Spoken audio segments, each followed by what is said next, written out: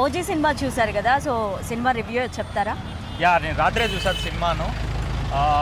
పవన్ కళ్యాణ్కి పడాల్సిన the best movie ఇది. ఇప్పటి వరకు ఆయన కెరియర్లో నాకు తెలిసి అయితే ఇలాంటి సినిమా ఆయనకు రాలేదు. బేసిక్గా ఏంటంటే నేను ఎవరి ఫ్యాన్ కాదు కాబట్టి నాకే నచ్చింది అంటే ఫ్యాన్స్కి అయితే ఇది గూస్ బంప్స్ తెచ్చే సినిమానే. పవన్ కళ్యాణ్ బేసిక్గా ఇలాంటి సినిమాలే చేయాలి. ఎలివేషన్స్ అయితే కేజీఎఫ్కి మనము ఎలివేషన్స్ గురించి చాలా మాట్లాడాము కదా, ఒక 5 కేజీఎఫ్లు కలిపితే ఈ ఒక్క ఓజీ లాగా ఉంటుంది.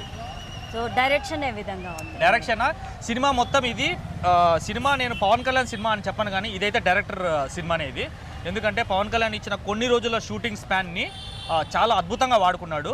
పవన్ కళ్యాణ్కి మొత్తంగా ఓవరాల్గా చూసుకుంటే ఈ సినిమాలో కొన్ని డైలాగ్స్ మాత్రమే ఉంటాయి, కానీ ఎలివేషన్స్ మాత్రం నెక్స్ట్ లెవెల్లో తీసుకున్నాడు. గ్రిప్పింగ్గా తీశాడు సినిమాని.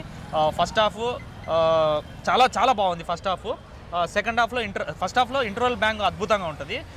మనకు ఒక సినిమా గుర్తొస్తుంది ఈ ఇంటర్వల్ బ్యాంగ్ చూస్తే. ఆ సినిమా పేరు చెప్పడం ఎందుకు, మళ్ళీ ఆ ఇంటెన్సిటీ పోతుంది. సెకండ్ పార్ట్లో ఒక 20 minutes ల్యాగ్ ఉంటుంది, కానీ ఎండింగ్ అయితే చాలా అద్భుతంగా ఉంటుంది.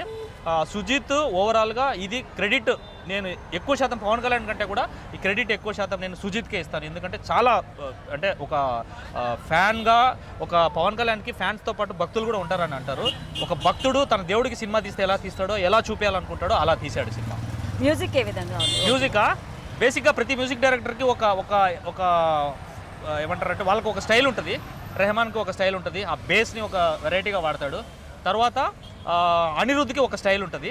కానీ ఈ సినిమాలో తమన్ అద్భుతంగా చేశాడు. మ్యూజిక్ చాలా బాగుంది, బ్యాక్గ్రౌండ్ స్కోర్ అంతా బాగుంది. కానీ నాకు సినిమా అంతా చూసిన తర్వాత నాకు తమన్ కంటే కూడా అనిరుద్ధే కనిపించాడు మ్యూజిక్లో. ఎడిటింగ్ ఏ విధంగా? ఎడిటింగా పవన్ కళ్యాణ్ సినిమా కాబట్టి నవీన్ నూలి నాకు తెలిసి ఒళ్ళు దగ్గర పెట్టుకొని సినిమా ఎడిట్ చేసినట్టు అనిపించింది. ఎందుకంటే షాట్ ఒక్కొక్క ఇక్కడ ఎండ్ అయ్యే షాట్ నెక్స్ట్ షాట్ ఎక్కడ కనెక్ట్ అవుతుందో అవన్నీ చాలా బాగా క్రిస్పీగా ఎడిట్ చేశాడు. అదే సెకండ్ పార్ట్లో ఒక 20 minutes ల్యాగ్ తప్పిస్తే మిగతా అంతా సూపర్గా ఉంది సినిమా.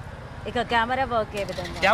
కెమెరా వర్క్ మొత్తము డిఓపి చాలా అద్భుతంగా చేశాడు. కెమెరా ఆయన పేరు నేను సరిగా చూడలేదు, కానీ ఎందుకంటే ఫ్యాన్స్ అంతా ఎగురుతుండేసరికి నేను సరిగా చూడలేదు, కానీ చాలా బాగా చేశాడు. సినిమా మొత్తం రెడ్ టింట్లో ఉంటుంది. సో నాకు జపనీస్ సినిమా చూసిన ఫీలే ఉంటుంది నాకు సినిమా మొత్తం.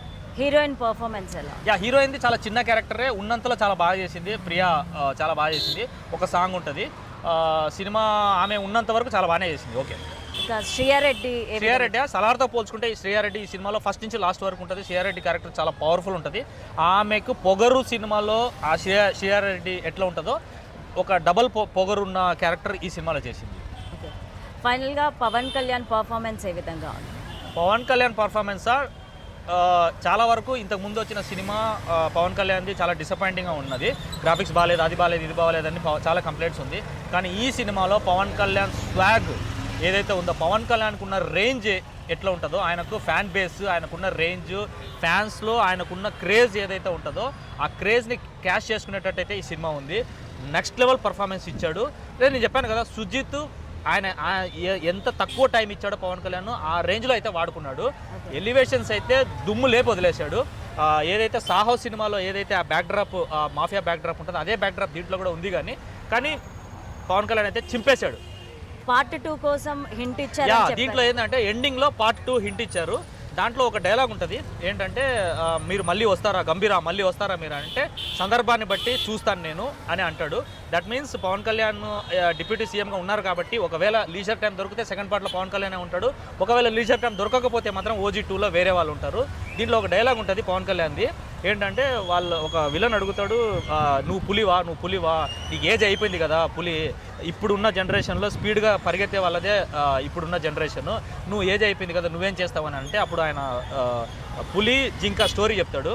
జింక 80 మైల్స్ స్పీడ్లో పరిగెడుతుంది, పులి 60 మైల్స్ స్పీడ్లోనే పరిగెడుతుంది. కానీ లాస్ట్కి జింక పులికి దొరుకుతుంది. ఎందుకో తెలుసా, జింకకి పులికి దొరికిపోతానేమన్న భయంతో దొరికిపోతుంది దానికి పులికి అనేసి ఆ స్టోరీ బాగుంది. ఏజ్ ఫ్యాక్టర్ గురించి పవన్ చెప్పిన ఆ స్టోరీ చాలా బాగుంది. రైటర్ ఎవరో చాలా బాగా రాశాడు. ఫైనల్గా ఓజీ గురించి ఒక వార్డులో చెప్పాలంటే పైసా వసూల్ మూవీ.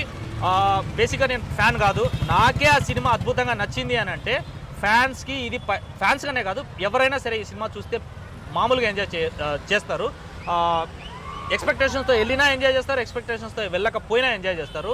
ఓవరాల్గా సినిమా తీసుకుంటే మాత్రం మీరు ఈ సినిమాకు పెట్టే డబ్బులలో రూపాయి కూడా మీది నష్టపోరు. సో 100% ఇది mass movie, 100% family movie, 100% Pawan Kalyan movie.